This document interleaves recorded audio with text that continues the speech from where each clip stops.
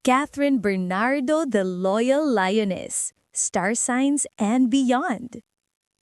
Si Catherine Bernardo ay isa sa mga pinaka-shining na Leo babies ng showbiz, kaya perfect siyang pag-usapan dito sa Star Signs and Beyond. Si Catherine Chandria Manuel Bernardo ay ipinanganak noong March 26, 1996 sa Cabanatuan City, Nueva Ecija, Philippines. Sun, Aries Sun plus Moon Leo. Wow! Fire on fire!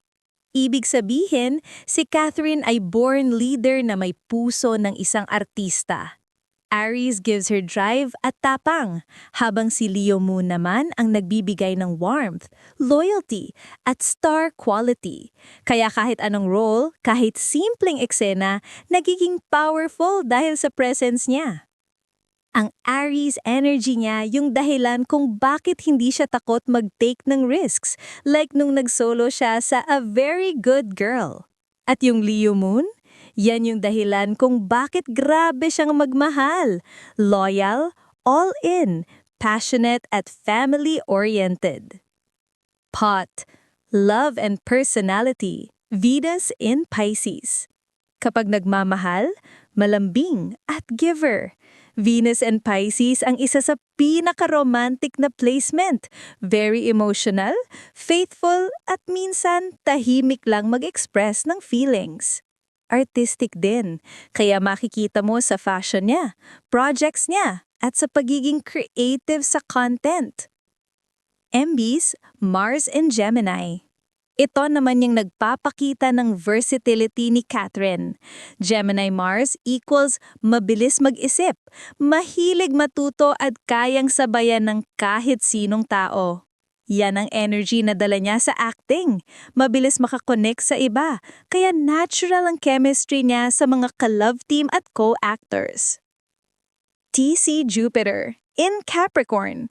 Dito makikita kung bakit kahit bata pa siya, professional na professional. She succeeds dahil sa discipline at consistency. Hindi lang dahil sa fame, kundi talagang pinaghirapan niya bawat role at project. NH Numerology, Life Path number 9.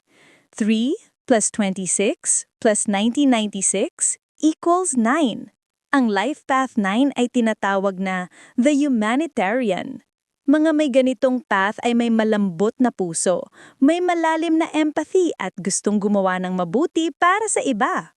Madalas silang artistic at idealistic. Marunong umunawa ng pain ng iba, kaya emotionally relatable ang performances nila. At madalas, gusto nilang gamitin ang platform nila para inspire o tumulong. Bagay na bagay kay Catherine, Ponzi Mark. Kung mapapansin mo, madalas siyang maging role model, hindi lang sa fashion o acting, kundi pati sa values at kindness. Overall theme. Ang life path at chart ni Catherine Bernardo ay tungkol sa pagiging matatag na may puso.